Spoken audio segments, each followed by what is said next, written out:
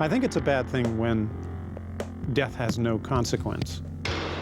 Death as a career move in comics is a very good one. I think we have cheapened death in comics down to the point of uselessness. It has no impact anymore.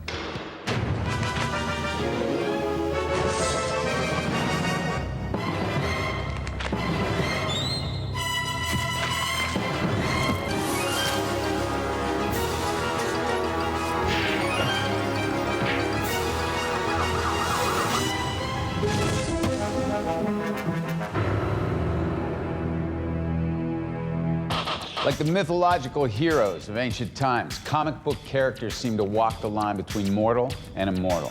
They're simple adventure characters, but at the same time, they can symbolize so much more.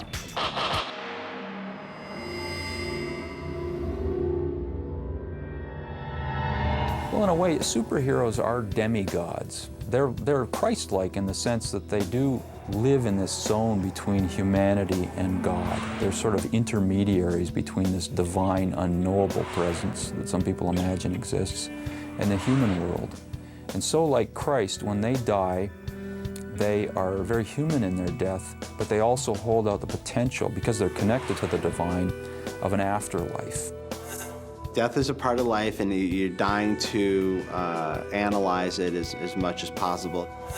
In my own book, I think everybody in Hellboy and in the BPRD has been dead at least once. So what I always say about my own stuff is, when characters die, they just become more interesting. Comic book heroes lead some of the most dangerous lives ever seen in fiction. So it goes without saying there's always the threat of death. And not just for the heroes, but also for everyone around them. When we started the strip, I wanted Gwen Stacy to be the girl that Peter would end up marrying. We were told that they would like to shake up the readers. So I said, if you really want to shake them up, kill off a major character. When I read The Death of Gwen Stacy as a very young boy, I was like blown away, because I was like, no, that doesn't happen. What, Spider-Man's supposed to save her. You know, our decision's made purely on story. Then what kind of stories can I tell afterwards? What kind of, you know, what will that death mean to the other characters? You know, Gwen Stacy was Peter's girlfriend, and Green Goblin killed her.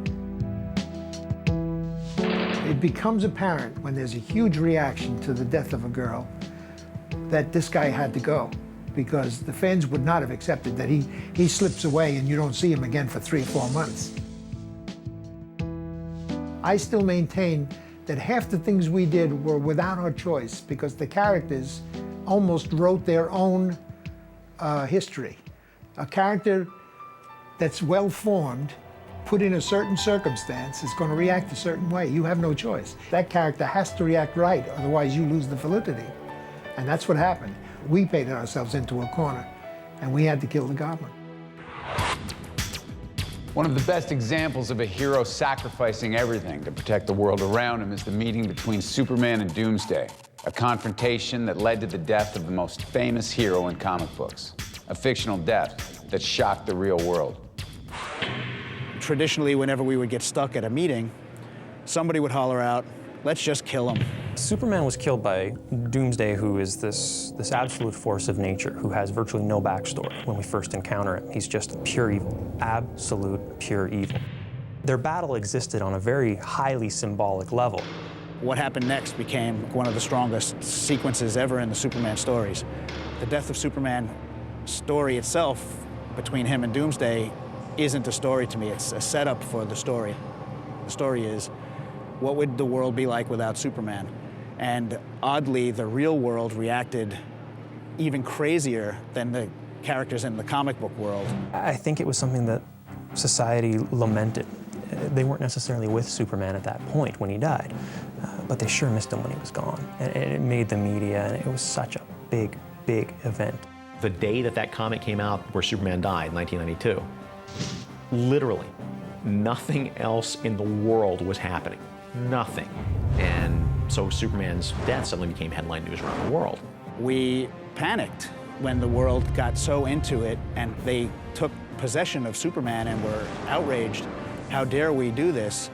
We don't have the right to kill Superman and take him away. And the sad truth is, Warner Brothers and DC Comics do have the right, because it's their character. The problem there is that now you've played your ace. You know, that's your big play. And once we brought Superman back from the dead 6 months later, which we all knew as faithful comic readers we were going to do anyway, that's put a permanent wedge in the door between here and the afterlife. In a sense, it's like the people weren't behind the ideas that he symbolized, but when they were gone, it became absolutely profound, and they needed them back desperately.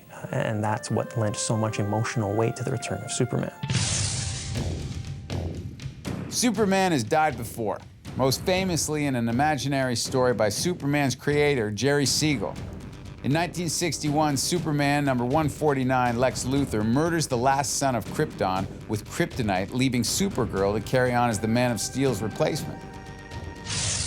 Captain America has been seen as a symbol of the United States since his creation in the 1940s. He stands for truth and justice. And at a time when America needed heroes and symbols to look up to, Captain America was murdered.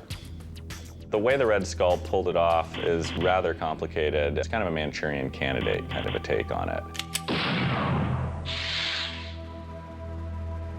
But I always knew that the person behind it had to be the Red Skull. I remember when the death of Superman happened and I ripped one of the bags open and read the book and I was like, Lex Luthor doesn't kill him? It just didn't make any sense. Like, how can you have Superman die and Lex Luthor's not responsible? So I just knew it had to have, you know, Captain America-centric kind of interest in it. I think people had seen it at Marvel, a few people had seen it and thought, oh, this is really cool. And then at some point, Jeff Loeb saw it. I'm like, what? And they were like, yeah, I mean, that's what happens after the war.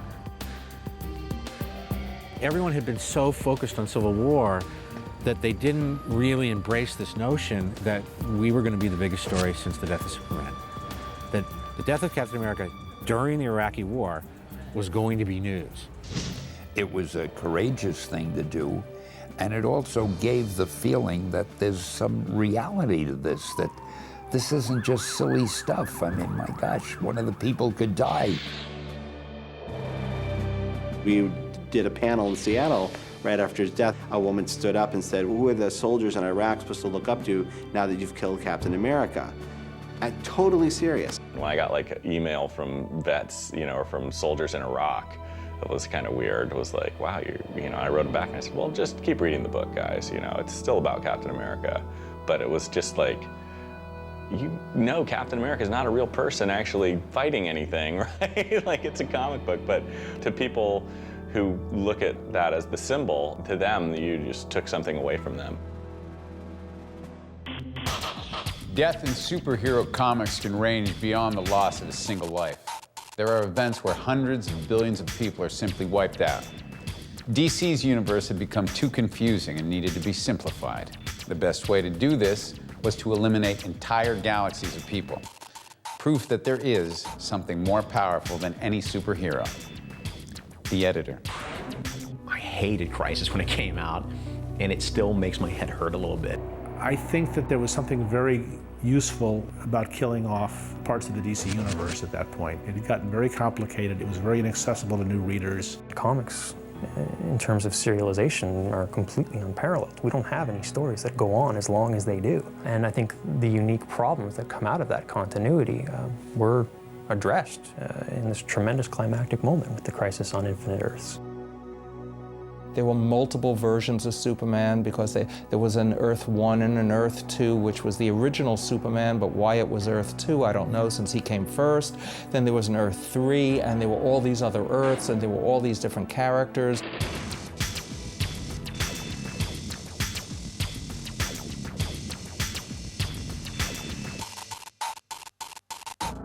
Crisis was a way of sort of sweeping everything away and resetting the stage, saying that we're starting the DC universe as a universe, fresh. We also wanted to get rid of a lot of double characters. In the case of Supergirl, we wanted Superman to be the sole survivor of Krypton. We also killed the Flash. The issue after we killed Supergirl, it was to simplify the DC universe, to rebuild the DC universe, and it's the reason I did it. It was something that we'd never seen in art before. And I think how they resolved it was incredibly unique and very creative. Not all comic books are about spandex-wearing superheroes. Sometimes there are characters and stories that feel almost too real.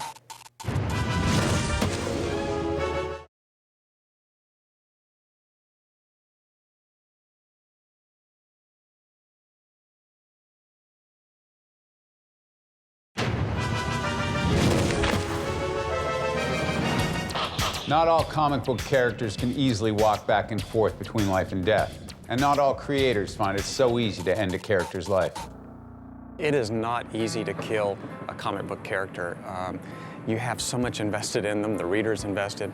So it's not something you do lightly, it's not something you do for effect. You become attached to these characters as if they were a pen pal or a phone friend. You may not have ever actually shook their hand, but the communication on an internal level is just as strong as it could be with the person that you've always talked to on the phone. So you don't want to lose them. You begin to value the character. People are always drawn to human elements in stories. And whenever you can relate to a character in a story, it becomes effective. And I think it was an area of the comic book market that wasn't being attacked. And I think he saw that and decided to put more real-life stories and real-life issues into this comic book so that people could really relate to his comic. When I started the series, the first thing I took on was AIDS. I wanted to show the story of the impact on people, not statistics, not advice. I just wanted to show the toll that it takes on people. That I didn't feel like there was enough of those stories out there. And the first thing we began addressing was, here's a character with AIDS, and they're not going to make it. And what is that like for everybody that loves that character? It is very strange to write their demise. When I did do that in my series, I really focused on the fact that, well, these things happen. There's no way around it. And there is a good way and a bad way to deal with it. And it's not the end. Dying is not the worst thing that can happen to you. Jaime Hernandez is one half of the writing team that produces the comic book Love and Rockets, a very grounded book about love and relationships. His story, The Death of Speedy, illustrates a death in comics that is very real and very human. When I did The Death of Speedy, all I knew at first was I wanted to kill someone.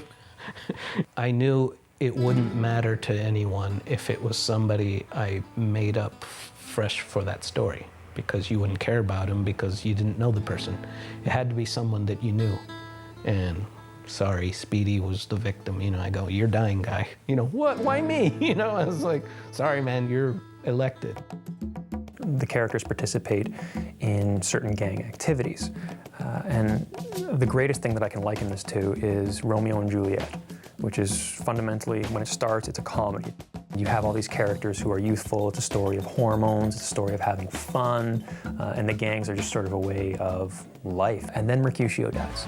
And all of a sudden, Shakespeare's probably most famous play goes from becoming a comedy to becoming an absolute tragedy. This is exactly what happens with the death of Speedy. This is a key character that one feels strongly about. A lot of the feelings one has mostly come through the other characters in the story.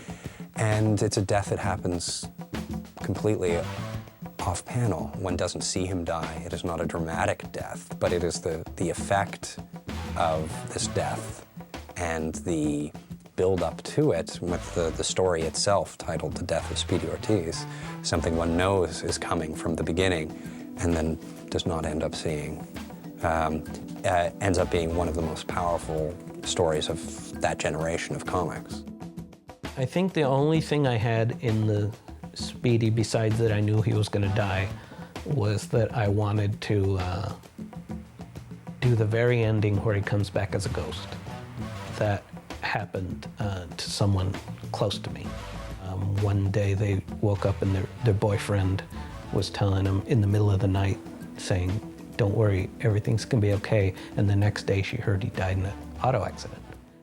Beautiful ending. It's just the sense of haunting, the sense of that he's gone, but his spirit still has some sort of place in this world, which of course it does. The death of Speedy haunts Love and Rockets for the rest of the series' first run. It's something that weighs heavily on their mind, very similar to the death of Gwen Stacy in Spider-Man. It affects the world. Strange Adventure number 205 ushered in the arrival of a very special hero to the DC universe, Deadman. Former circus acrobat Boston Brand dies in the first issue and spends his afterlife trying to find out the identity of his killer. There is one man that comic book superheroes fear more than anyone else, Jim Starlin.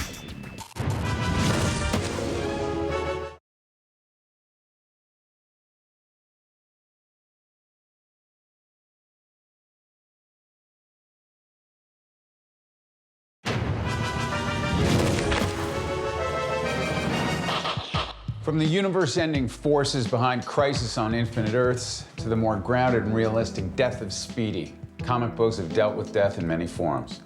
Here's some essential reading on death in comics. This is Comics 101.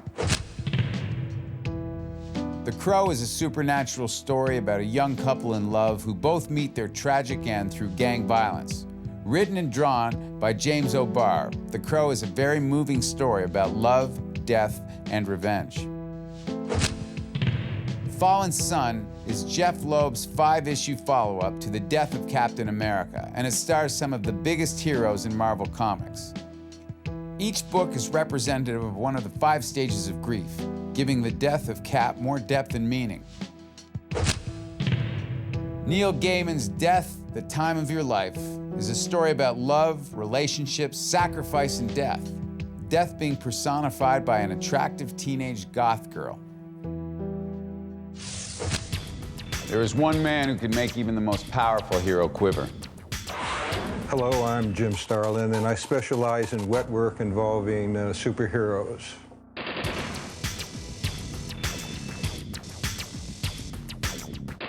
Jim Starlin is kind of your go-to guy if you want to kill a mainstream superhero comics character. He ended the Warlock serial that he did by killing off Warlock. A few years later, he did the first big Marvel graphic novel, which was The Death of Captain Marvel.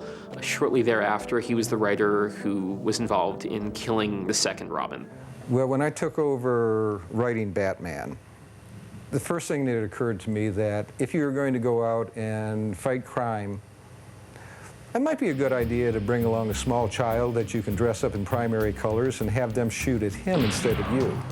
So the whole idea of Robin never sat well with me. Then Denny O'Neil came up with this idea of the call-in on a voting thing. And the gimmick was this. The Joker gets hold of Robin to Jason Todd, and there's an explosion, and did Robin survive or did he not? If you dialed one number, the kid survived. If you dial the other number, the kid didn't survive. My feeling was he was going to die right from the beginning, because I know what my fan base is like. They're a bunch of little ghouls. And it was almost a statistical tie. I think there was only about 70 votes separating him living and dying. We were accused of staging a Roman circus and killing a kid, and I kept wanting to say, you do realize this is paper and ink you're talking about, not a carbon-based life form. And suddenly the merchandising department realized that they had all these lunchboxes and pajamas and all these things with Robin on it. And so suddenly the whole idea was Jim's idea. And that was pretty well the end of my time working up there for a while. Though Jim Starlin has had a long career in comics and has brought many a character to their end, there is one story he wrote that changed comic books and made people see these heroes in a different light. Captain Marvel died of cancer. The reason that happened, and I had been planning all these other endings for that particular story, such as the bombs and the bullets and that. But my own father passed away from cancer, and this was sort of my way of working through therapy on it. Instead of paying a shrink, I got paid by Marvel to write a story about it instead. The thing that was always sad to me in comics was when somebody killed a character well and then somebody else brought him back. If you kill him really well, I'd kind of like to see him stay gone, because nothing to me is better than a great ending. And you know, Jim Starlin killed Captain Marvel with cancer, and it was beautiful. And I said, man, keep him dead. It was such a beautiful wrap up to the character. He deserved to die fighting, and he didn't. He died from something that kills so many of us every single year, that it really brought a lot of humanity to comics. And it also, at the same time, spoke to people who were dealing with cancer, who who wanted to go past it, but it's something that you can't fight. It's something that you can't defeat, and that even this tremendous superhero couldn't beat it. I mean, his strength was not sufficient enough. He didn't have the right tools. I think a lot of people really felt resonance with that. I could see that obviously STARLIN had been through something with someone dying himself, because it was too real. The idea of Captain Marvel going through a death by cancer was ridiculous, but at the same time there was true emotion in it, because I think STARLIN was actually talking about something that happened to him, you could tell. So yeah, I mean, I was in two minds of that. I thought it was a terrible superhero story, but a great story. She just had written about his dad or his granddad, whoever it was that had affected him in that way. It sold so well for Marvel that nobody could actually get down on us for what we were doing. Some of the other editors who were up there started finding out what we had done, and they were horrified by the cancer aspect of it. By then it was too late. We were at the printer, and there was nothing much they could do about it. Showing that a superhero could be felled by something that we deal with in ordinary life, it really created a connection between reader and artist in a way that I think, particularly immediately after the death of Captain Marvel, haunted the comics. And all of a sudden, these people were far more human. These people in tights were far more human. Death is as much a story device as marketing tool. So, does death in comics have any meaning at all anymore? You have a book that sales have flattened on, kill the character. It creates interest, it generates, you know, all kinds of ire, or you know, people are happy, they're sad about it, and there's discussion, and the book gets attention. But nobody dies in comics. They all come back. Gosh, I remember when I was a kid, Marvel characters, when they died, they stayed dead. When I was a kid, Gwen Stacy, dead, stayed dead. Adam Warlock, dead, stayed dead. Captain Marvel, dead, stayed dead. And nowadays, the characters have been brought back so much that the impact of killing them. The afterlife in all comics has a giant revolving door on it, so nobody's dead forever. As a matter of fact, the turnaround time is getting faster and faster, it seems like, between killing guys off and resurrecting them. I think it's a bad thing when death has no consequence anymore. Death really should be the last card you play, and it should have a lot of weight. Superheroes die and come back all the time. But among those grave-hopping heroes, there are stories that stay with us for the rest of our lives. Sometimes in comics, death is a character you cheer for, even though you know you shouldn't. The only person who hasn't come back is Uncle Ben, Peter's Uncle Ben. He will come back as a flesh-eating zombie eventually, I'm sure, but that would be the end of comics. That would be nothing. There's no stories left to be told. We're done. They're closing up shop. Print media is over with. That's it.